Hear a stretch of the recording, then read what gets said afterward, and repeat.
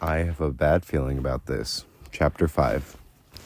Henry was surprised to discover that he looked forward to being the first one to shoot the arrows. This could be his chance to redeem himself. This could be his opportunity to make Max gasp and say, "Holy frack, this guy can shoot. I'll leave him alone for the rest of camp." He could show Eric, Jackie, and Stu that he wasn't the most inept kid in the group. Randy, of course, had too much inside information. Henry could shoot 1,000,000 arrows into 1,000,000 targets and score 1,000,000 bullseyes, and his best friend would still know that he wasn't truly cool. In worst case scenario, he'd miss. So what? Well, okay, in the worst case scenario, the bow would slip out of his hand a few times and everybody would have a merry laugh. Then he'd put the arrow in the wrong way, maybe even sideways. Max would yell at him for a few dozen hours. Henry would vow to get it right this time, so he'd carefully notch the arrow, pull it back, take careful aim, and then the string would break. The arrow would go wild, and Henry would think, please don't let it hit anybody. But if it's absolutely necessary that it hit somebody, please don't let it be Randy. So naturally, the arrow would go right through Randy's head, protruding out the other side, and he'd get that silly expression that people do when an arrow goes through their head. Randy's brain wouldn't be functioning properly because of the arrow in it, so he'd run, smacking right into Stu, jabbing him in the head with the protruding arrow. They'd both drop to the ground, dead or close enough. Jackie would be so traumatized by the sight that he'd yank out all of his green hair and flee deep into the forest, never to be seen again. Henry would look over at Max and give him a sheepish grin, as if to say, yes, I realize that I inadvertently caused a horrific bloodbath, but killing 3 people with a single arrow is a pretty sweet accomplishment, right? And then a tiger, not even native to this region, would leap out of a tree and kill Eric.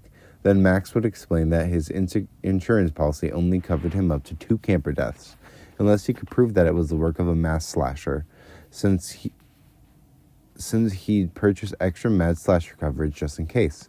Max would strap on a hockey mask, pull the starter cord on his motorized machete, and Henry would scream and scream and scream.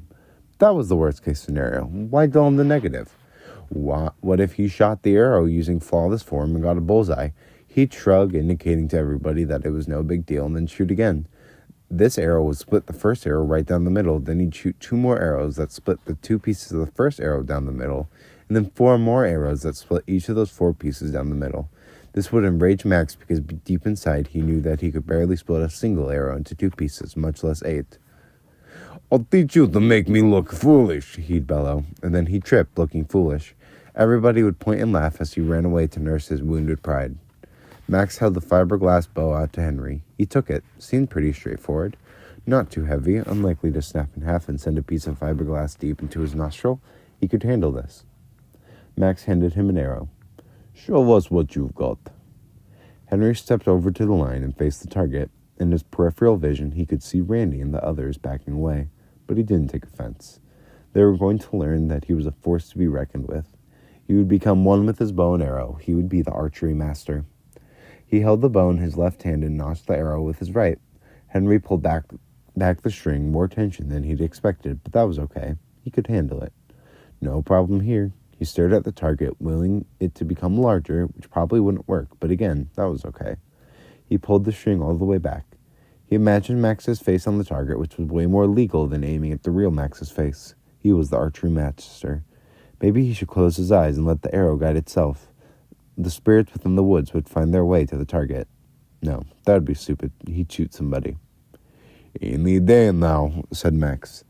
There had to be thousands of clever responses to that, but Henry couldn't think of any of them. He put Max out of his mind and focused on the target, that beautiful yellow bullseye, or that lovely ring of red around it. Even the white part would be okay. As long as he hit somewhere in the bale of hay, he could consider himself redeemed. He released the string. It actually hurt his finger as the arrow launched. Not in a, the agony is unbearable way, but he hadn't expected it to hurt. The arrow sailed through the air. It had not gone straight up or straight down, which was nice.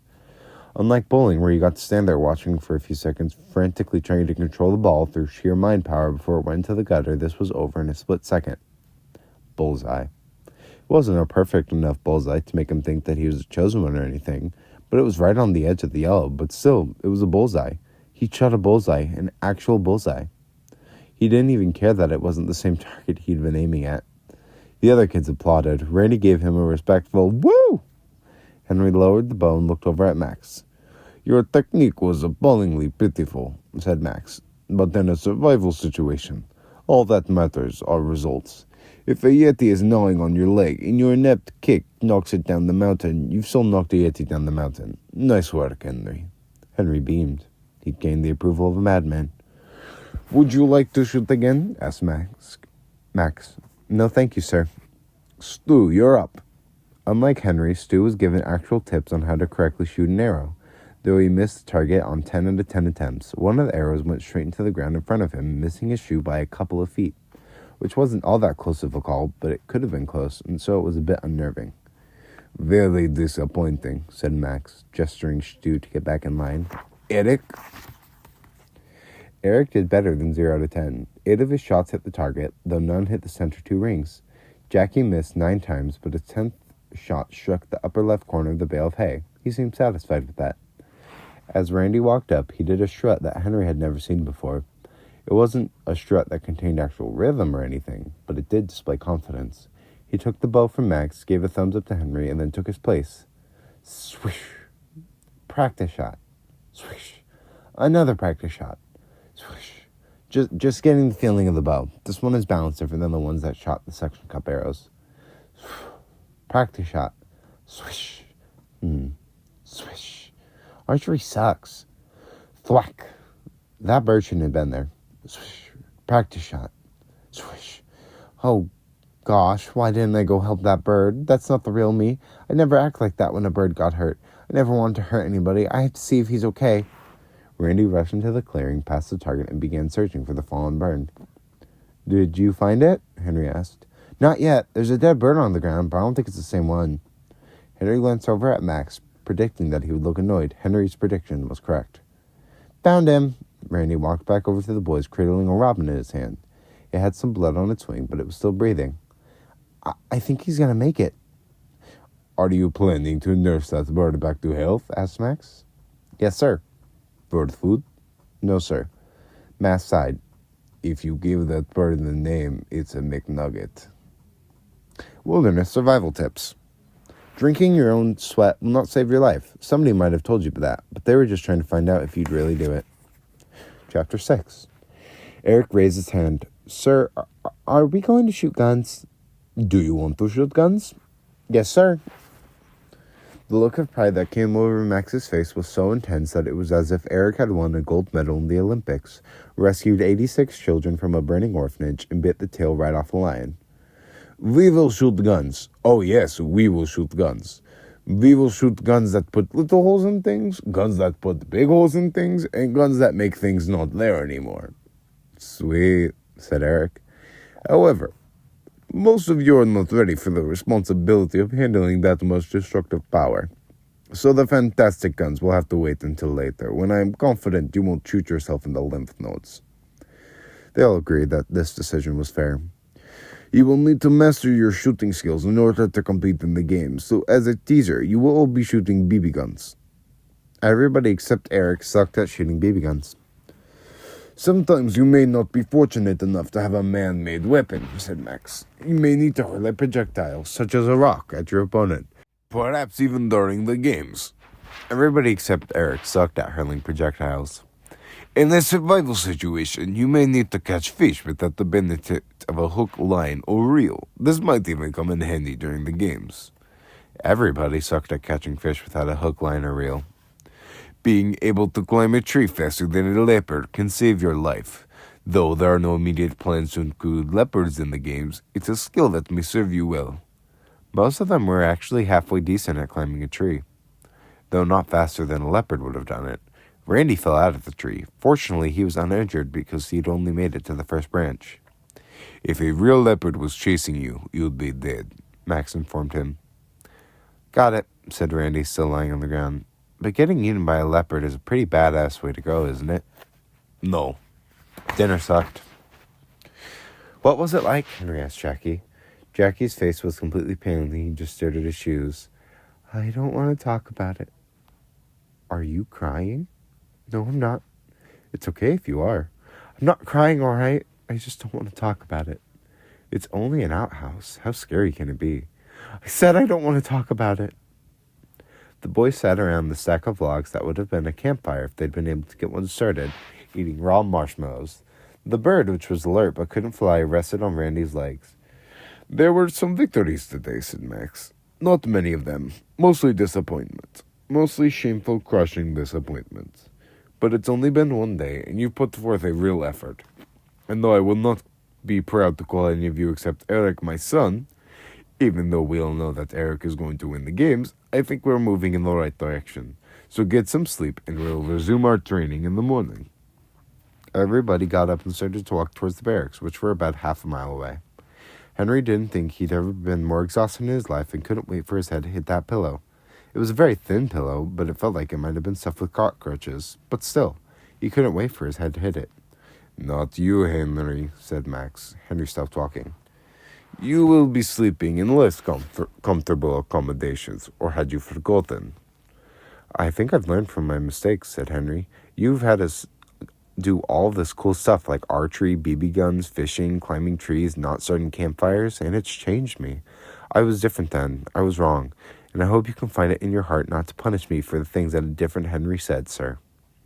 Henry had not forgotten about the less comfortable accommodations, and had mentally rehearsed his speech during the half hour that they were failing to create sparks by rubbing two sticks together. Sir was an ad-lib. No, said Max. No? No. No, as in... No, as in, I cannot find it in my heart. Come on, it's been a long day. I just want to get some sleep. Punish me tomorrow. This is not a punishment. This is training. You will be sleeping outdoors. He mouthed off to you to defend me, said Randy, so I'll sleep outside too. No, said Max. No? No. Why not? Because this is something your friend must do alone. Randy's shoulders slumped. I'm not sure he'll make it, sir. I'll be fine, Henry assured his friend. Don't worry about me. You enjoy your cot with all of its softness. The other kids resumed their walk to the barracks. Randy gave one last forlorn look over his shoulder, as if they might never see each other again, except in death, and then disappeared into the darkness. Where am I going to sleep? Asked Henry. Max pointed to the ground. Right there, in nature's sleep number mattress. That wasn't as bad as Henry had expected. He thought that he might be sleeping in a spiked pit with some cobras. Okay, can I have a blanket at least? You get a sleeping bag. Despite what you might believe, Henry, I don't want you to die. I'm not here to torture you. In the morning, when you wake up and realize that you've successfully slept by yourself out in the wilderness, I think you'll discover that you have a lot of unlocked potential. Thank you, sir. Max patted him on the shoulder. You'll be fine. I will, however, leave you with a bow and arrow, just in case. Henry lay in his sleeping bag in the darkness. The bow and arrows did not make him feel safer. In fact, he was sort of worried that he might roll over onto them while he slept. He'd ease this fear by putting them about 10 feet away, but then he worried that they wouldn't be close enough if he woke up in the middle of the night in danger. Then he remembered his bullseye had been total luck, and having the bow and arrow nearby probably wouldn't do much good anyways. Unless he was just naturally lucky with bows and arrows, in which case they would do him so good, so he had to weigh the odds of rolling onto sharp, pointy arrows versus the odds of waking up with a ferocious beast about to make him into a meal. Henry had to admit that the more realistic danger would be waking up with an appendix full of arrows, so he kept them out of rolling range. He stared up at the stars. They were beautiful. He didn't really see them very often. He tried to identify the different constellations, like Sagittarius, the archer. He couldn't see anything that looked much like an archer with a horse body, but maybe you needed to chug a few cans of Red Bull first. He tried to find the one that looked like a crab. Were there crabs out in the woods? Probably not.